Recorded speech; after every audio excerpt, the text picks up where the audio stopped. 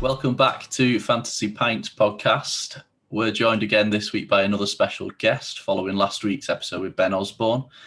It was perfect timing last week as we discussed on the episode, wasn't it, really, for Ben to come on? Couldn't have been any better. We had him booked for probably 2 or 3 weeks, and then obviously the timing of it was absolutely perfect, in line with the speculation around and subsequent relatively quick fall of the European Super League. We got his views on that. If you haven't watched that episode, make sure you go back and do so. It was great. It was we did discuss the crash and burn of the Super League. And this week, obviously the return of live music on Sunday, which is massive. Sefton Park is hosting Blossoms, the Lathams and Zuzu as part of the pilot event. So that's good news.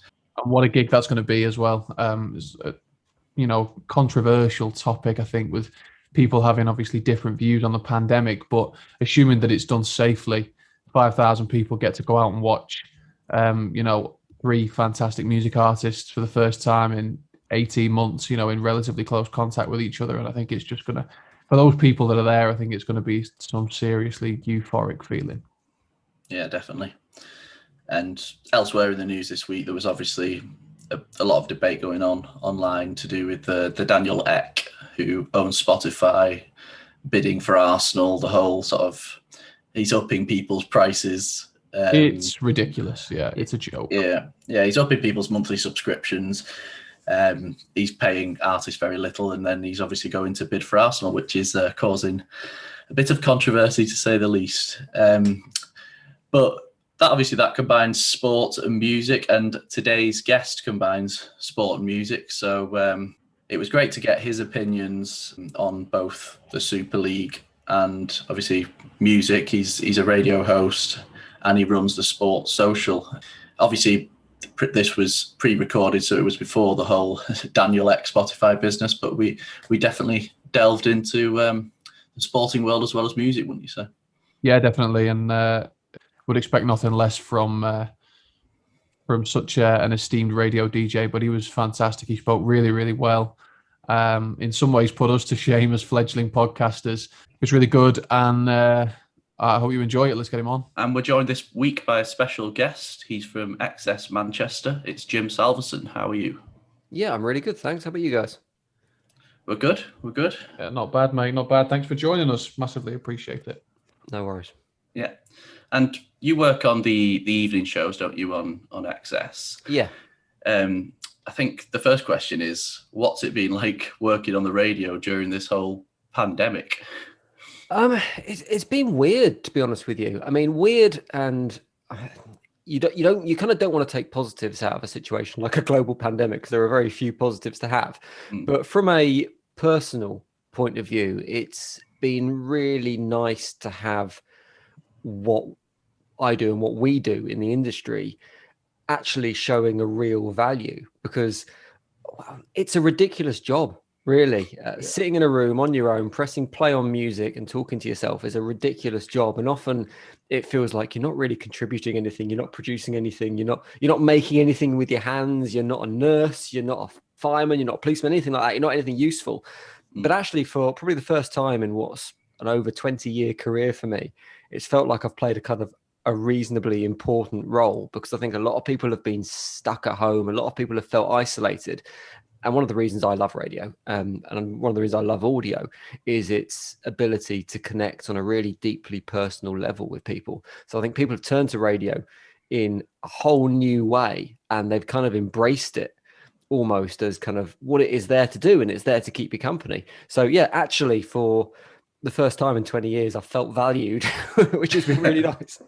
Yeah. Do you know what? The other thing that's been really nice, and as you said, I do the evening show on XS Manchester, and there's a heavy leaning towards kind of new music on the evening show on XS.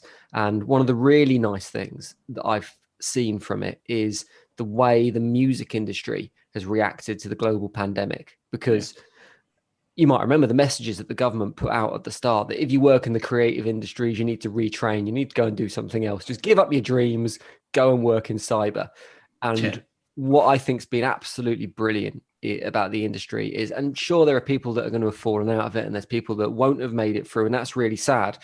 But for the people who could and the people who can, they found creative ways to keep going, and be that doing live streams or putting out music that they've recorded via Zoom, for example. I think it's been really refreshing, and I think there'll be a lot of lessons that music take away from this about how to react against adversity. I think that's been really warming. Yeah, and because a lot of the ways that bands usually promote live music is obviously touring, and there's been no live music, and a lot of the bands I've spoken to have said that it's all been about radio plays, like it's meant more now than ever before. Have you felt that as a host, particularly as a new music host? To a certain extent. I mean, in terms of, you always feel, without wanting to sound arrogant, you always feel valued by bands, because radio airplay is such an important thing for bands, because Spotify does what it does brilliantly. I mean, you can put to one side the moralistic questions about how much it pays artists and all that kind of thing, but music streaming services do what they do brilliantly. Curated playlists are fine, but nothing has quite the impact of a personal recommendation from someone that you trust. And like I say, radio and audio builds up this personal interaction, this personal relationship. So people do trust the people that are on the radio.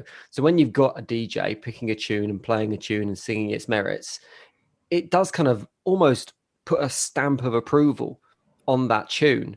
So yeah, it has kind of always felt valued, but maybe more so during the pandemic, because it's given us the opportunity to promote what bands have been doing as well, and promote the kind of the acoustic streams or whatever it is they're doing, the live sessions, all that kind of thing. It's given us the ability to shine a light on that to a certain extent also. Yeah. And so for anyone who doesn't listen to your show, in terms of new music, what's standing out for you at the minute? I hate that question, because I mean, I listen to, right, I was trying to work this out the other day. I listen to, I reckon, probably on average around 150 new tunes a week. And Excess Manchester, doing the evening show, is not my day job, by the way. That's kind of my extra job. Right. So I'm kind of squeezing that into my kind of spare time, which means I find it really difficult to remember certain bands that are really standing out for me. What I would say is I don't remember a time in music, and I've always kind of worked in the indie rock genres. I don't remember a time in music where guitar music was so strong and there were so many brilliant new bands coming through. There's a record label in Manchester called 42's Records. Are you guys, where are you? You guys aren't based in Manchester, are you, or are you? Yeah, I'm based in Manchester. James is in Wigan at the minute. Okay, so well, you'll know about the music scene in Wigan. I mean, that's absolutely flying at the moment, with the likes of the Lathams driving that, and also in Manchester, 42 Records, which is born out of a student nightclub that we have in Manchester called 42 Street. 42's record label, something that's popped up in the last 24 months or so, and they've got some fantastic names on their roster. They just seem to be smashing it at the moment. There's a band called Reclaim Vienna who I don't get to play very often on the evening show, actually, because a lot of their stuff is potentially too dancey for our playlist, but I think they're absolutely fantastic at the moment. The Scottish scene is doing wonders at the moment. Whether you'd class the Snuts as a new band or not, I don't know, because they've been around for a while. A couple of years ago, we put them on our ones to watch list for, I think it was 2019, and they've just got their first UK #1 album. So I guess they've kind of moved away from the new band and they're kind of a bit more established now. But there's a Liverpool band called Honey Motel who I really like as well. There's a band called Demons of Ruby May who have just upped their game recently. Again, they've been around for a while, and they used to do these very soft, beautiful, soundscapey songs, but they've changed recently and they've adopted to this very 80s vibe that we've got going on in music. And they're just making some stomping records at the moment. So yeah, too many probably to pick out a few particular bands to look at, but in my view, new music is in a really strong place at the moment. Yeah. And you mentioned the Snuts, because I think I interviewed them when I first started the website, which was 2018, and then interviewed them again just before the album release. And then, like yourselves, Excess Manchester, who picked up on them early. So how do you feel when, like, now they're getting national radio play and it's like, this is the new band, the Snuts? Do you feel sort of a sense of pride that they were spotted early, or is it like, why are you latching onto these now kind of thing? Oh, no, 100% it's a sense of pride. I mean, you get there's a certain type of person that has like one of those t-shirts, I knew them before they were famous, kind of thing, that only likes bands when they've got underground EPs released and haven't played a gig larger than 5 people and a dog before. I feel 100% the opposite of that. I love watching the development of bands and bands going through their journeys. And I look at a band like Cortinas, for example. So I remember speaking to Liam and the band when they were publishing St. Jude 13 years ago now, right at the beginning of that journey, and seeing them just take those steps up through the venues in Manchester, going from playing the Academy 2 to the Apollo to, I don't know whether they've actually played these venues. It's the kind of night and day, kind of moving up and up and up, and then playing to 30,000 people at the Manchester Arena. I think I feel a kind of sense of pride in that, even though I had nothing to do with it and I've had nothing to do with any success that these bands have. I feel an amazing sense of pride to kind of see the development and see the growth, and see not only that more and more people are discovering these bands and loving these bands, but the development in songwriting that a lot of them go through as well, and the change in sound and the maturity that bands kind of get as they grow through the process as well. Yeah, I think you're possibly not giving yourself enough credit there. I think you possibly deserve a little bit more credit than that, because in a lot of cases you're the first real platform giving a lot of these artists a chance. So very kind of you to say. I won't say it's an easy job, because it's only an easy job if you can do it. But it's certainly a job that doesn't feel like a job. It's like there is absolutely no hardship in listening to loads of music and picking what you like. So I'll take the praise, but I'm not sure I agree with it. Yeah. And one thing you're becoming quite known for, especially on socials, is you do your comparisons, don't you? So you'll compare maybe new artists to 2 artists, and then we were speaking to Joe Astley a week or so ago, and I think his was Springsteen and the Killers, and it's like as soon as he heard that from you, it's like he posted that everywhere, and he was like, is that kind of like, do you enjoy that side of it? Because they obviously love it when you come up with these things. I think part of the job of selling new music, which is kind of what you have to do on a show like I do. And I mean, here's the reason that you don't get many radio stations playing new music anywhere in the UK, particularly commercial radio stations, is because it's tried and tested, and it's proven that people want to hear their favorite music again and again and again. They want to hear the big hits. They want to hear stuff they know. In general, people find new stuff a little bit scary. And it isn't until they've heard it 7-8 times that they kind of build the relationship with it. So part of my job is kind of making it feel more familiar than it is. And the way I listen to music is, when I listen to it, I automatically try and spot influences, and I try and pull out things that remind me of other songs I've heard in the past. And for me, it occurs to me, it's a great way to introduce someone to a new piece of music. Because if you go, here is a new song from someone you've never heard of, that makes me care no more about it than I did 30 seconds ago. If you tell me, here's a new song from someone you never heard of, this reminds me a little bit of these 2 artists that you love, then you've got an instant buy-in to that. So that's kind of the way I look at it. So partly it's a natural thing. It's just the way I listen to music. And I think it's the way a lot of people listen to music. They find the bits that are familiar. They pull out sounds, or they pull out guitar effects, or they pull out references from bands or influences. And part of it is a little bit more calculated, that I'm going, well, here's a good way to kind of get people to buy into this. Because we know it's like Apple Genius back in the day. When you were on your iTunes, it would say, if you like this song, you'll also like this. I'm doing a human version of that. Yeah. No, it's a really clever way to sort of promote new music, I think. And yeah, I've seen it so much on people's like bios and stuff, so they obviously love it. We'll move away. As long as you pick the right bands. I mean, if you say this is a cross between the Cheeky Girls and Crazy Frog, they're probably not going to put it on their bio. yeah. Before we do move away from live music, because I know that's what Sean was about to say. What are your thoughts on 2nd of May, Sefton Park? Blossoms, the Lathams, Zuzu. What do you think about that? I personally think, assuming it goes to plan, I think it's fantastic for live music, and hopefully, assuming it's safe, it will be the sort of Kickstarter to get live music up and running again? I think I look at this two ways, and I'm going to try and avoid to skirt around the politics of this. I think you're right. As it needs to be 100% safe, and it needs to be a staged approach to reintroduce live music. As desperate as we all are to get back into a crowd and see bands playing live, if we get it wrong, if the bringing back of events and live music and sport is done badly, then it's going to knock back the long-term recovery. As much as, I mean, completely ignoring the fact that it can make people ill and could kill people, in terms of getting back to normal, we need to take baby steps to get there. Yeah. I saw the Sefton Park gig and I went, does it feel a little bit too early? But at the same time, it's relatively small scale. It's, I hope, going to be managed in a really controlled and sensible way. And people are desperate to get that back. They're desperate to go and see live music. So I think it's good it's happening. I think as long as the measures are in place that keep it safe and it is managed responsibly, I think it's got to be a positive thing. And the lineup looks brilliant as well. So yeah, happy days.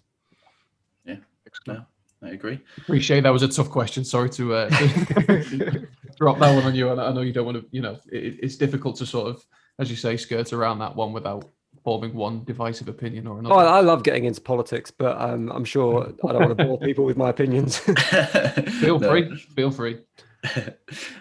Yeah, so what I was going to mention was, aside from music, you're working on something called the Sports Social, aren't you? Yeah. So could you tell us a bit about what that is? So Sports Social is my day job, ultimately. It's for the same parent company that run XS Manchester, and it's an on-demand sports project, creating and discovering and surfacing audio for sports fans, ultimately. Now, most people will know on-demand audio as podcasts, and that is kind of a large part of what we do. We create our own brand podcasts. So we have a daily Premier League podcast. If you're a fan of the Premier League, it's kind of the only show you can listen to in the world, which gives you a daily update of everything that's going on in the top flight of English football. There are other podcasts that are daily, but none focuses just on the Premier League. That's something we make ourselves. We have a website which publishes daily sports news, which you can listen to as well as read. That's sport-social.co.uk. And very recently, we launched something called the Sports Social Podcast Network.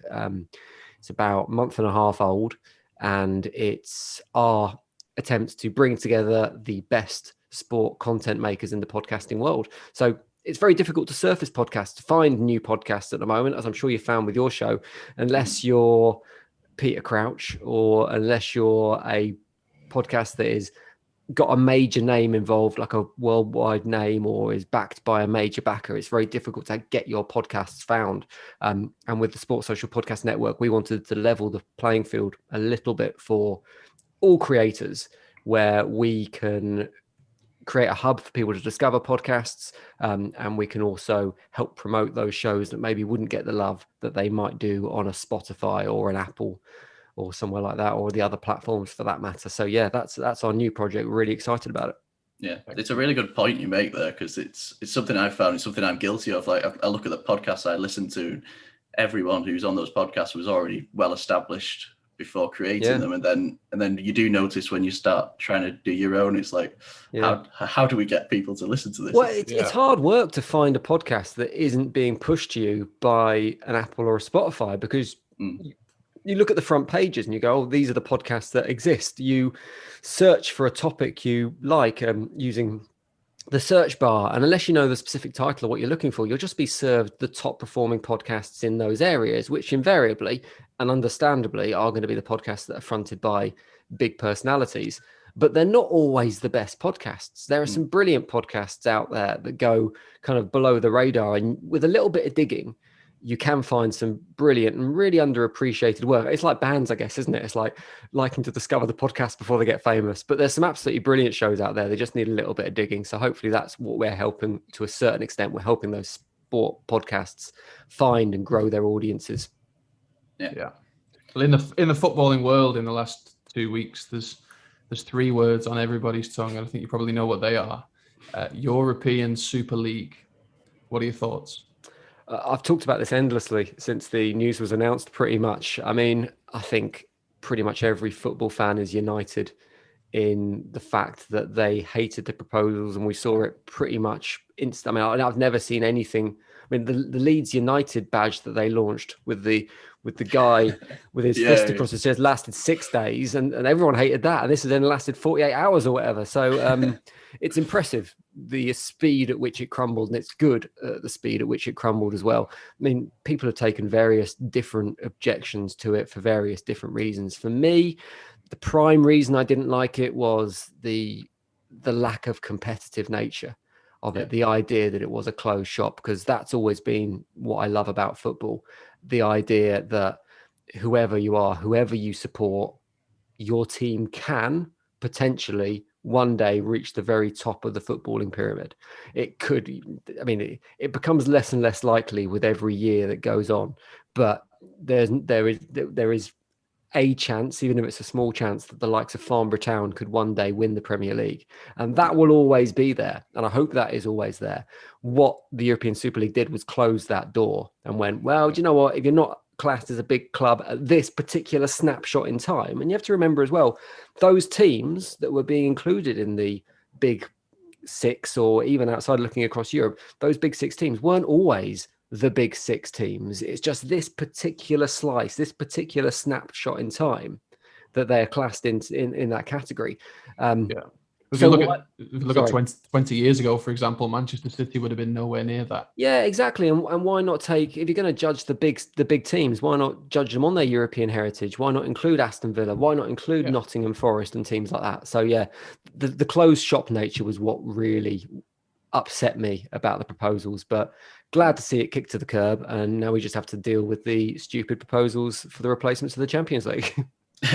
Yeah. Well, I think the last thing I read was obviously Barca and Real Madrid out, that they're still confident something might happen, but obviously the English teams, it was good to see how quickly they turned around. But so do you think now, because there's a bit of debate going on of whether those teams should be punished, isn't there, for what the owners did? How do you feel on that?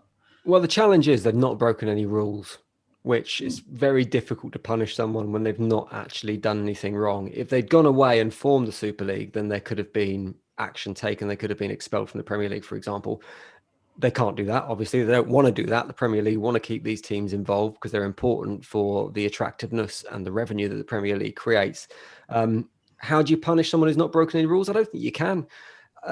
Points deductions don't really work for me. And some people argue that they punish the fans, not the club. And that is true to a certain extent, but that doesn't really matter. When a team goes into administration, they still punish with points deductions. So that's not really an argument. But for me, I feel like it damages the competition. I don't want to see 10 points deducted from teams this season or next season, because I think it creates a false league almost. And my argument for the European Super League was competitiveness. So I feel like the league should adopt the same kind of rules. If you dock teams' points, that it's not competitive.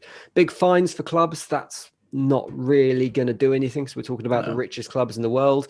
And when we talk about the fines the Premier League hands out, they're pretty pathetic anyway. It's the equivalent of a couple of weeks' wages normally for a player. So nothing that's going to hurt them in any way or even put them off in any way. If I was going to look at a punishment, and I don't think anything will happen, by the way, I think it will just be slap on the wrist, don't do it again.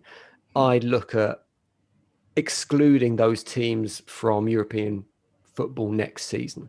So from not this season, the Premier League that's been, but next season you say, well, look, it doesn't matter where you finish. You're not playing in the Champions League. You're not playing in the Europa League. We will redistribute those places elsewhere, because then you're setting out your stall from the start of a season. You're kind of going, look, this is what you're playing for. You can still win the Premier League, but even if you do, you're not going to be in the Champions League. And it also is a deterrent for doing it again.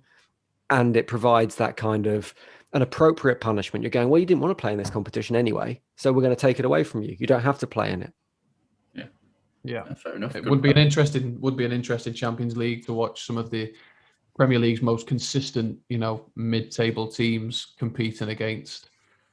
Well, to be fair, it would be, a similar case. I would hope for the other sort of top leagues, wouldn't it? I think Bayern Munich and PSG would be rubbing their hands together, wouldn't they? Yeah, I mean, that's the thing, isn't it? Would UEFA want a situation where you've got, I don't know, who finishes in the top, like Southampton playing in the Champions League? It's Bayern Munich. They're not going to want that. So there's a certain extent of UEFA and the Premier League aren't going to want to shoot themselves in the foot by crippling their TV deals for the coming seasons by letting lesser teams into the league. Yeah, I agree. So we sidetracked onto sport, but we'll go back onto music and the theme of the podcast. Yeah. So we asked people for the 3 musicians, past or present, that they choose to go for a drink with. Who's your first choice and why? So first up, I spent far too long thinking about this, and I'm going to pick three. All 3 of my musicians aren't necessarily. They're all artists I like, but they're not necessarily artists that I absolutely love, that would be top of my tree in terms of music. They're people that I think would be interesting to actually go for a beer with. And only one's an option still, actually. So first would be David Bowie, because I think he's an absolutely fascinating person. I don't know if I'd get on with him as a character, but I find him really interesting. And you only have to watch clips of, there's a famous TV clip of him talking about the internet and him predicting how the internet is going to shape the future. And the fact that he was such a deep thinker on that level, I think makes him really, really interesting. And the other thing I think about David Bowie that I'd love to talk to him about is, we all know him as this musician, this brilliant and creative musician who changed his style so many times and adapted to the themes of the day. But he never particularly wanted to be a musician. He wanted to be famous. That was kind of his aim in life, was just to be famous. So essentially, David Bowie was like the first X Factor contestant. That's all he wanted, was fame at any cost. And I find that absolutely fascinating as to how he ended up, because he tried art, he tried acting, he tried music, obviously. And I'd love to talk to him about how, I mean, he's probably one of the most well-regarded musicians and songwriters on the planet nowadays. And it's interesting to know how he just fell into that. Yeah. And I think, because we've not long started the podcast, but it's a question that I used to pose in my interviews, and I'm pretty sure he only came up once. And I was saying it last time, wasn't it? It like surprises me that people like this aren't picked more. But it'd be hard fucking work, wouldn't it? I mean, you go with David Bowie, and he'd want to talk about art. You'd have to be really picky about the pub you went to. He'd order a weird drink at the bar with sparklers in it. So I mean, it'd be hard work, but I think it'd be interesting. Yeah, we do see we have had a few guests with some picks that we think that probably should be picked more often. We had Ben Osborne from Sheffield United on the podcast last week, and he picked Mike Skinner as one of his picks. Yeah. No one's picked Mike Skinner before, and we sort of questioned it afterwards. We thought, why has nobody picked Mike Skinner? That's a great pick. I imagine you get the same people quite a lot. I bet Noel and Liam Gallagher come up a lot. Yeah. It's Liam and Keith Richards. Yeah, it's been the most common. But yeah, so maybe John Lennon. Yeah, John Lennon's been a couple of times. Who's sitting next to him on the table, and who's next? I wasn't planning on going with them all for a drink together, to be honest with you. I'm not sure this crowd would mix very well. This is the conversation we have every time, because I never make that bit clear. But these are your fancy pints. Do whatever you want. Okay, so next on my list is a man. I've been hugely privileged in my career in radio, and I've met a lot of my musical icons. But one man who I've never met in person, although I've seen him play live probably 15 or 16 times, is Dave Grohl, who I absolutely love as an artist. And I think he just seems like one of the nicest blokes in the world as well. And I've reached a stage in my life, I'm 42 now, where my idea of a night out is the idea of sitting in a nice kind of comfy chair in a pub in a quiet corner with a good jukebox in the corner is much more appealing than going to a nightclub. And I think Dave would vibe off that.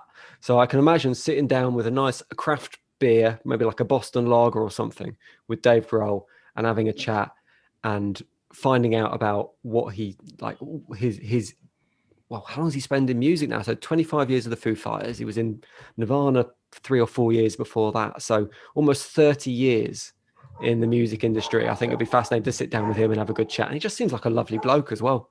Yeah.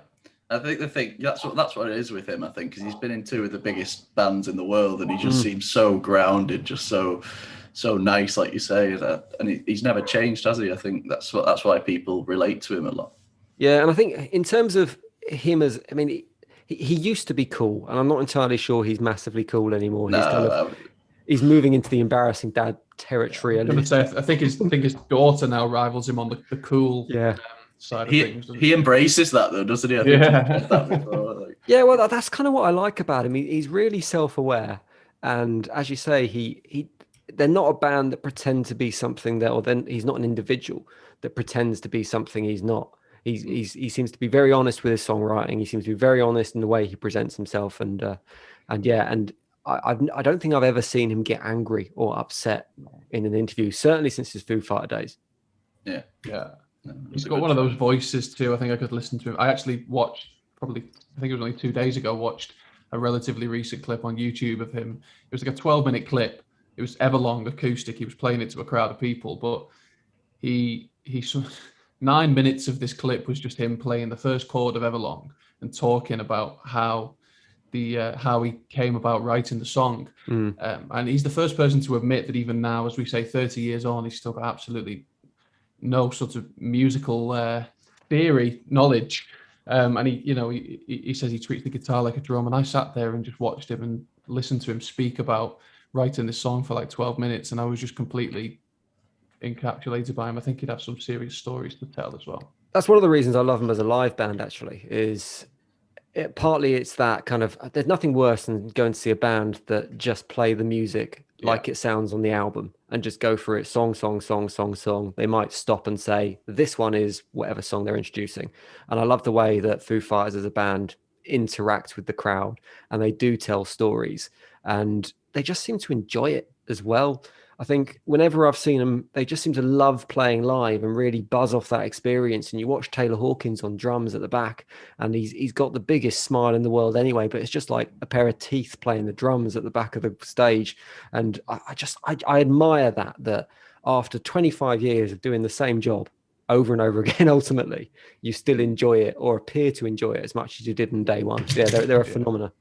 Yeah, his crowd interaction is incredible, isn't it? I think that the recent Glastonbury set, that's what I know. That's what I drew from that watching it. I wasn't there, but I watched it obviously on BBC, and he just like had them in the palm of his hand. It looked unreal, and it feels so natural as well. I mean, there was Stereophonics recently, or Kelly Jones recently released a live album, which was him acoustically playing Stereophonics songs from through the years and telling stories, and like you say, like Dave did with Everlong. Say Dave, I'm first name terms now, like he did with Everlong. He's kind of like, he's playing the first few chords of a song on the piano, I think it is, and he's telling these stories as he's playing it, and it's had the same feel to it.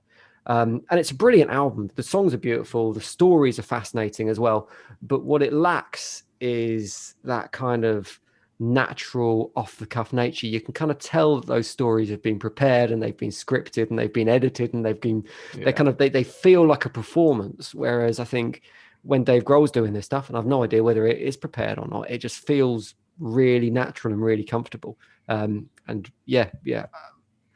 gone a bit off the topic of having a beer with them, but a phenomenal band. Good choice again. I like it. So who is your third pick? Third is Keith Moon from The Who.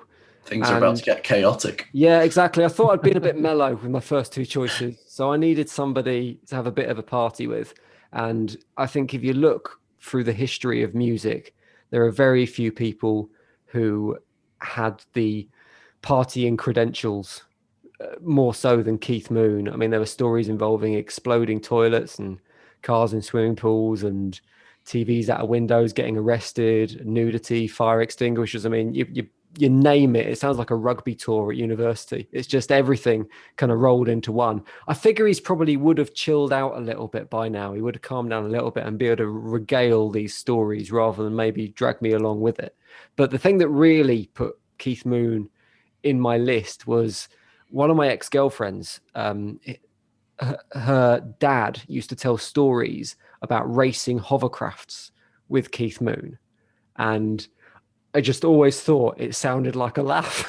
Just going for a few drinks with someone, getting in your hovercraft and just racing around a big field. So I was like, yeah, I'll go hovercraft racing with Keith Moon. I like it.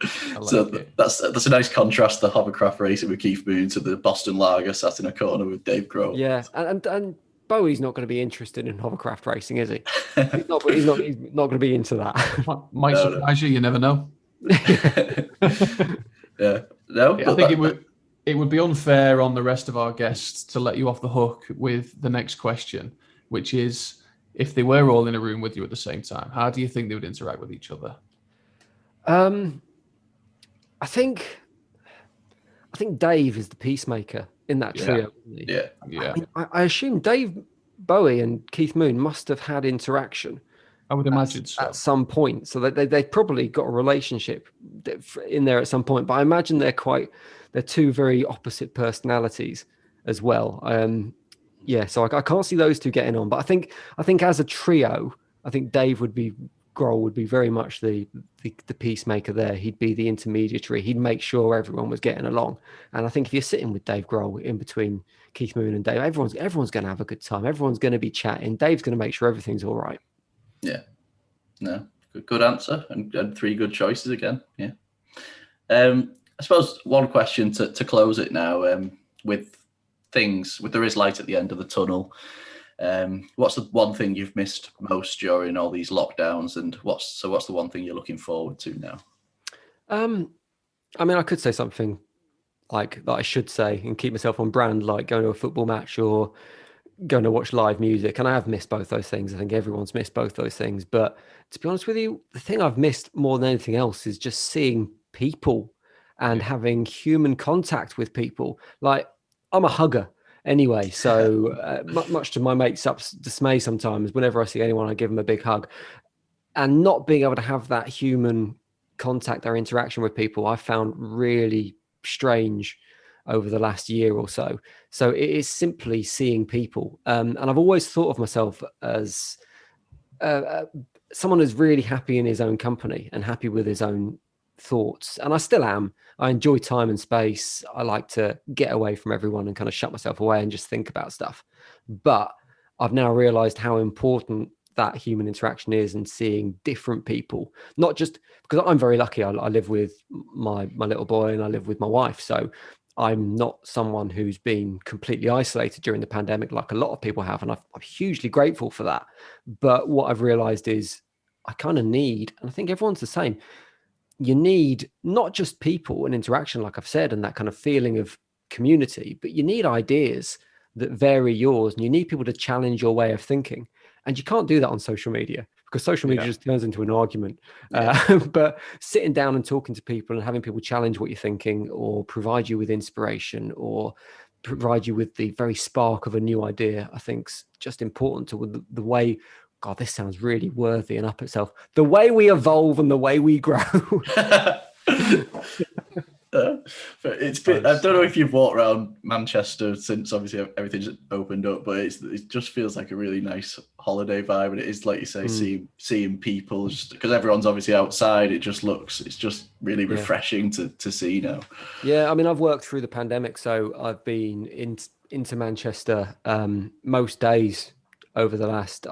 Ridiculously, we talk about like the worth of radio presenters during the pandemic. Radio presenters were classed as key workers. So we're one of the few groups that were allowed to travel, because obviously we needed to get into radio studios and all that kind of thing, find specialist equipment. So I've seen kind of the way Manchester has changed over the last 12 months. And it was quite upsetting at the very start, the very first lockdown, kind of April, about April time of last year, just seeing the streets closed and the shops shut and the bars boarded up. I'm not Mancunian. I was born down south. I moved to Manchester 17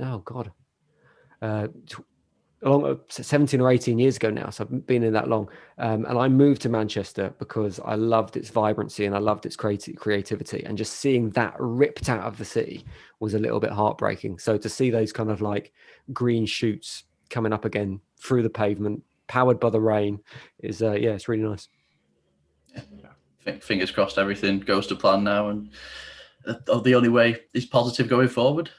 Touch wood. Don't fuck it up, everyone. And on a final note, is there anything that we've not mentioned that you might want shouting about, plugging? No, like I say, Sports Social is a really interesting project. If you like sports podcasts, go and have a look. sport-social.co.uk is the website. If you make a sport podcast as well, we're always looking for new shows to join the network. So if you want to join our little family, our little community, do get in touch and we'll get you on board. Excellent. And where can people find you on social media? I would imagine they probably already know, the people that are listening. But I'm on Instagram and stuff like that, but I've no idea how to use it, so I never post anything. So I'm kind of okay with Twitter. So you can find me there at Mr_Jimbob. I'm there. Good stuff. And thank you so much for joining us. It's been an absolute pleasure. Thanks very much. We look forward to keeping up to date with everything that you're doing. Nice one, boys. Pleasure to chat. No worries. It's been brilliant. Cheers. Cheers, guys. See you later. Bye-bye. Bye. Yeah, so that was Jim Salveson from the Access Manchester Evening Show, promoter of new music, and as he said, the Sports Social.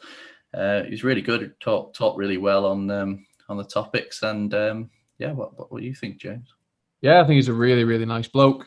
It was great to have a chat with him, not just about music, but about the football as well. We kind of went quite deep into the Sports Social and what all that's about, and it's really clear from what he does on the radio to also with the Sports Social that he's really invested in seeking out sort of newer and unrecognized talent in many different forms and sort of trying to bring attention to that. So yeah, and I think a lot of new bands and artists see him, and I think John Kennedy, they're the two of the big promoters of new music from what I see on Twitter. So it's a good thing to have. Yeah. So we'll be back next week with a new podcast. As usual, you can find us on Twitter at Northern Chorus _, Instagram at Northern Chorus, and Facebook Northern Chorus UK. Thank you for listening. Thanks. See you next week. Bye.